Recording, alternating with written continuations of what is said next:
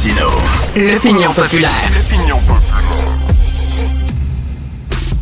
On voyait que les Américains devaient marcher sur leur fierté et leurs principes. Une liberté de penser.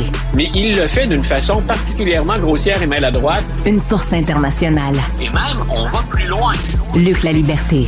Luc, tu n'y vas pas avec le dos dans la main morte, comme on dit dans ta chronique aujourd'hui. Mais on se parlait hier. On se parlait des prisons salvadoriennes et tu nous apprenais que Donald Trump veut envoyer dans des prisons au Salvador des citoyens américains, ce qui est complètement hallucinant. Mais là, tu sors le mot en C, camp de concentration. Tu dis, et t'oses le dire, est-ce des prisons? Ce sont des camps de concentration.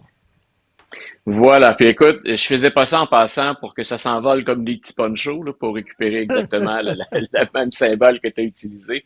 Je tiens tout d'abord à saluer, c'est un de nos auditeurs, c'est Étienne Denis, qui, avec moi, discute souvent sur Facebook, soit sur Messenger, comme on le fait tous les deux, soit directement sur Facebook. Mais c'est lui qui a posé la question à un moment donné en disant, est-ce que ce sont toujours bel et bien des prisons dont on parle? Et lui est allé jusqu'à utiliser ce terme-là dans notre échange. Et là, ma première réaction, c'était un mouvement de recul. C'était, effectivement, c'est gros. On parle de camp de concentration. Dans ma tête, c'est comme ce qu'il y a de pire. Et là, je me suis mis à chercher, en parallèle de notre discussion, la définition de ce qu'est un camp de concentration, la définition de ce qu'est une prison. Puis bien sûr, c'est un peu ce que je mentionne dans mon article, aussi la définition de ce qu'on appelle un camp d'extermination ou un centre d'extermination. Et bien souvent, quand on évoque les camps de concentration, en tout cas, je plaide coupable, mon premier réflexe, même comme historien, là, j'enseigne ces réalités-là, mais souvent, mon premier réflexe, dans la vie de tous les jours, on discute de ça, c'est les camps d'extermination que j'ai en tête. Il faut savoir qu'il y a comme une première étape, et ça s'est avéré être une première étape, mais c'est une réalité différente. Ce qu'on appelle les camps de concentration, c'est dans un régime qui est autoritaire, quand on contourne la justice, quand on fait fi de la justice au nom d'une menace qu'on juge suffisante, grande, c'est qu'on contourne littéralement le système judiciaire et qu'on prive des gens de droit, donc, et qu'on les envoie là. Et donc, je fais une parenthèse. Oui, là. Vas-y. Pendant la Deuxième Guerre, les Japonais, on les a parqués. Est-ce qu'on pouvait appeler ça des camps de concentration ou on les a mis? Des camps de détention? Voilà. Ça entre dans les camps de concentration. C'est que parfois, on change un peu le vocabulaire quand on parle de la Russie, quand on parle du Japon, quand on parle, par exemple, de l'Allemagne, mais ce sont des exemples de ce qu'on appelle, si on suit aux définitions des termes, à des camps de concentration.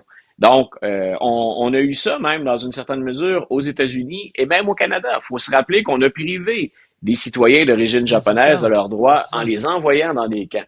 Et c'est là, finalement, où j'ai commencé à chercher autour de ça en me disant, quelle utilisation l'administration Trump fait-elle de ces camps-là ou fait-elle de ce qu'on appelle au Salvador une prison?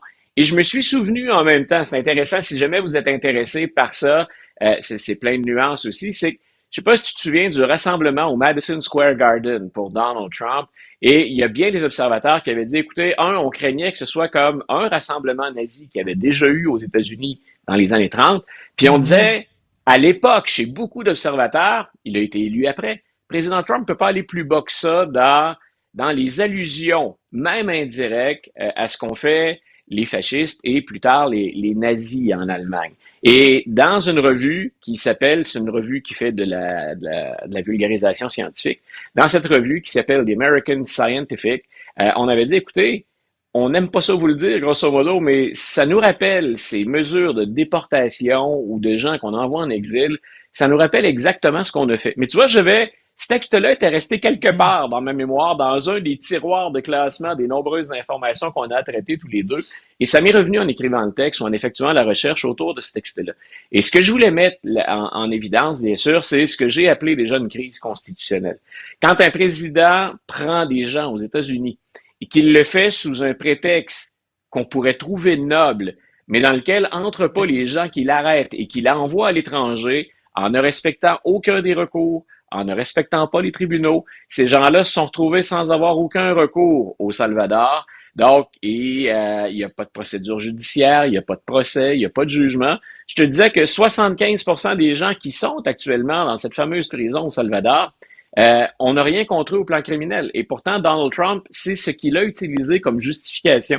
Et c'est là où je termine mon texte d'aujourd'hui en disant, ce qu'on appelle vraiment ça une prison, parce qu'une prison fait partie d'un système. On se retrouve là quand on a désobéi à des règles et qu'il y a eu en bonne et due forme ce qu'on appelle le fameux due process en anglais. C'est quand on a suivi l'ensemble des démarches et qu'on se retrouve là, ben c'est un des éléments de notre système judiciaire. Mais je dis pas que le Salvador, lui, gère ça comme ça, mais Donald Trump gère cette prison comme on l'aurait fait à une autre époque avec un camp de concentration. OK. Permets-moi de faire l'avocat du diable pour les Bien fins de sûr. la discussion. Bien OK? sûr. Je te dirais que les gens qui sont envoyés dans ces camps-là, ou ces prisons-là, au Salvador, Ouais. ils sont quand même chanceux. Parce que Obama, lui, il les tuait. Obama a utilisé des drones pour Ouais. tuer des gens qui étaient considérés des ennemis des États-Unis. Il les mettait pas en prison. Ouais. Il les mettait pas devant les tribunaux. Ces gens-là n'avaient même pas le droit des avocats. Il envoyait des drones, puis il les faisait tuer.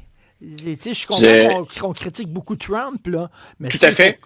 Obama, là-dessus, n'était pas sans tâche. Ben, tu vois, si on revient dans le temps, ça, c'est une chose dont on a discuté aussi tous les deux, et j'aime bien ça. J'aime bien ça parce qu'on va au fond des choses. Ouais. Et Donald Trump n'est pas arrivé de nulle part dans l'histoire américaine, puis dans la politique américaine.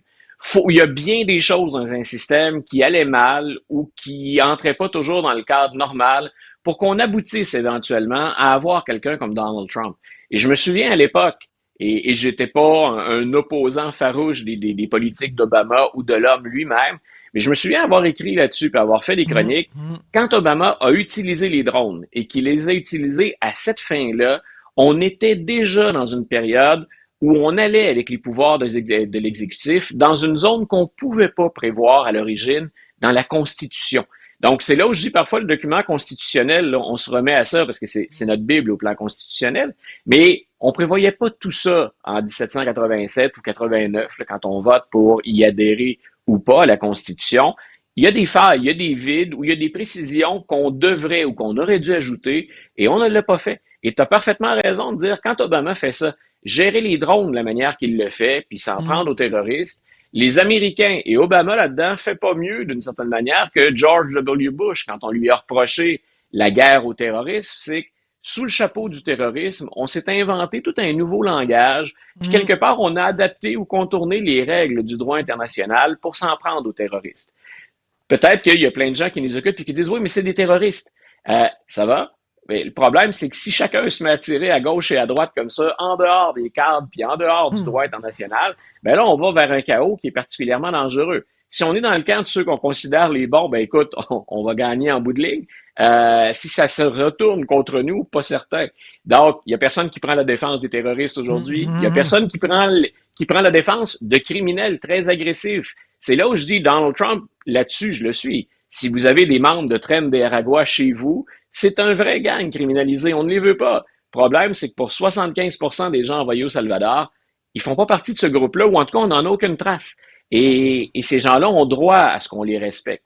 Donc, puis il y a toujours ce fameux cas d'un père de famille pour lequel l'administration dit non, on le ramène. Encore aujourd'hui, on ne le ramènera pas. Et pourtant, on a confessé que c'était une erreur administrative.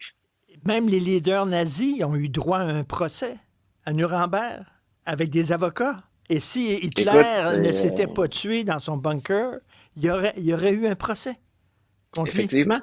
Et aussi odieux qu'on ait pu trouver ça, le genre de société, c'est jamais facile, hein, protéger la démocratie, la règle du droit, la liberté d'expression ou l'état de droit.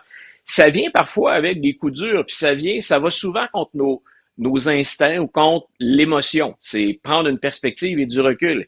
Et aussi odieux que ça a pu être, ces procès-là ont été utiles et il fallait les faire.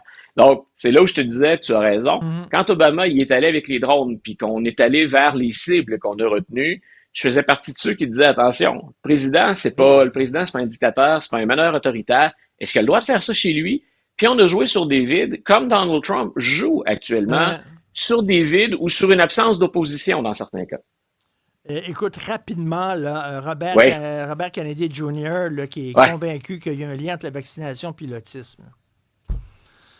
Écoute, de plus? Je vais commencer par te dire, il y a un bout, je suis d'accord avec Robert Kennedy Jr. Ça arrive parfois, ce genre de choses dans la vie. Je le dis un peu parce que ce que Kennedy a comme, je dirais pas obsession, comme préoccupation, puis je pense que c'est tout à fait légitime. Et il y a probablement plein de pères ou de mères de famille à l'écoute que ça peut rejoindre. Il dit, Moi, je veux aller plus loin sur les causes de l'autisme. Je veux savoir d'où ça vient parce que c'est en explosion. Les statistiques aux États-Unis, c'est un enfant sur 36 se retrouve quelque part lié au grand spectre de l'autisme. Et c'est en explosion. Ce que les scientifiques nous disent, eux, c'est parce qu'on dépiste mieux, c'est parce qu'on les repère mieux qu'il y en a plus. Donc, Kennedy dit non, lui, il y a d'autres facteurs que ça. Et parmi les facteurs qu'il avance, ce que je trouve à la fois intéressant mais dangereux, c'est qu'il est en contradiction ouverte avec les scientifiques des Center for Disease Control aux États-Unis, les CDC.